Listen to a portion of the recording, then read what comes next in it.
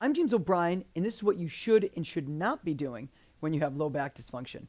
First off, you'll want to avoid any type of heavy lifting, which is an obvious, and potentially any forward bends. So I'm a huge proponent of teaching people how to bend forward the right way. I think it's actually very good and healthy for the back. However, if you're in a bad place and your back is really bothersome, it doesn't matter even if you're bending the right way, it may not tolerate any of the forward bends. You might be stuck doing some of this like kneeling down or just this whole like squatting thing, trying to keep yourself as vertical as possible.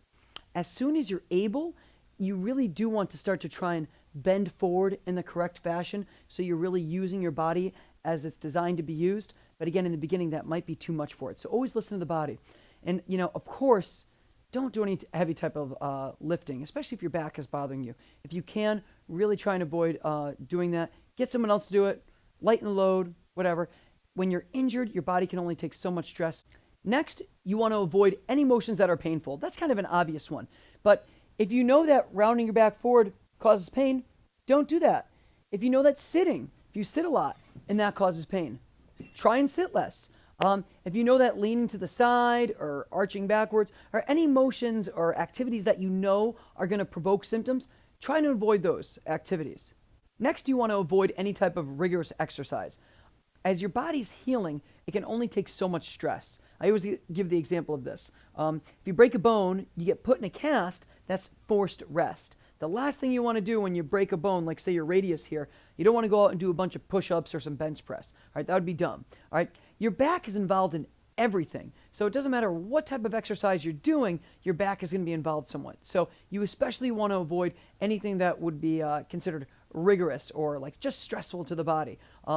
You can maybe try some light exercise, but always listen to the body. If that exercise makes you feel worse afterwards, you want to avoid it. To the best of your ability, you'll want to try and put your spine in as good of alignment as possible. So for many people, after they hurt their back, they might be shifted forward, maybe shifted a little bit laterally. And if they stay like that, that's not really a good thing.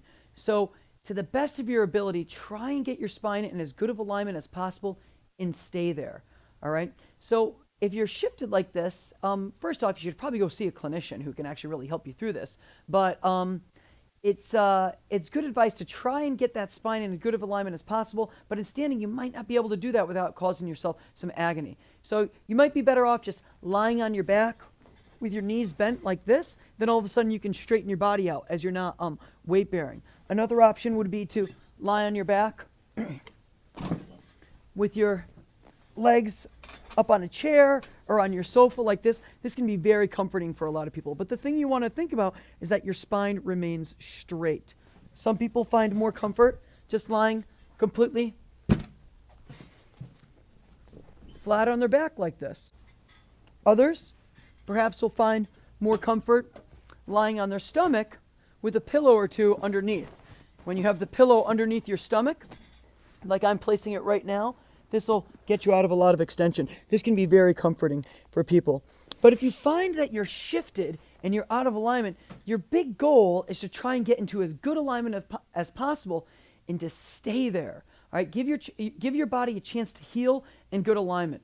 Imagine you break a bone. The doctor just doesn't throw a cast on you. He first sets you, or she, sets you in alignment and then forces you to rest in that position with the cast on, so then when you heal, you'll heal in good alignment. You want to avoid any type of shifting. A lot of times when people have back pain, they'll do things like this, and they'll try to just work it out. And really all they're doing is they have some tight muscles in the back, and they're putting them into a shortened position for a moment, so it gives them some temporary relief. But ultimately what they're doing is they're generating instabilities in their low back. And so you really want to avoid that. Remember, the goal is to try and get in alignment and to stay there. If you compress your spine like that, with excessive amounts of extension, it jams everything up. You can see here in the video how it jams everything up right there. And then you start shifting on top of that. It's a great way to make arthritis and some instabilities. Just the same, you want to avoid any heavily forward bending movements like toe touches. You might feel a little bit tight in your back. That's your back saying, hey, you're out of alignment. We're at the point where we're almost going to go into spasm. The last thing you want to do is to excessively stretch that by doing things like toe touches where you're heavily flexing. All right? if you are experiencing a spasm, the last thing you want to do is to really try and stretch that spasm out, because in doing so, your body's just going to rebel. All right, that spasm is a compensatory mechanism which is trying to lock everything up to prevent further instabilities. So when in doubt and you're not sure what to do, the first thing you want to do is find a position where you're comfortable, whether that's on your back, on your stomach, sitting, standing, wherever, and just put that spine into good alignment and try and stay there. Next, consider trying some of the core stabilization exercises, the posture corrective exercises. However, if you don't tolerate those, and it happens, sometimes people don't tolerate those just because their back is too irritable, try stretching your hips out. Try stretching out the front of your hip. Try stretching out the back of your hip. Stretch your hamstrings, stretch your buttocks, stretch your hip flexors. But when you do that, just make sure that you maintain appropriate spinal alignment. So for some of my patients, they just don't tolerate any of the core work well. So then what I have to do is just have them stretch their hips out. As they get more flexible through their hips, they'll be more inclined to move through the hips. That takes stress away from the back. In summary, try and get your back in good alignment, stay in good alignment, and avoid any activities that you think might be harmful or you know that are harmful in the sense that they're making your back hurt more.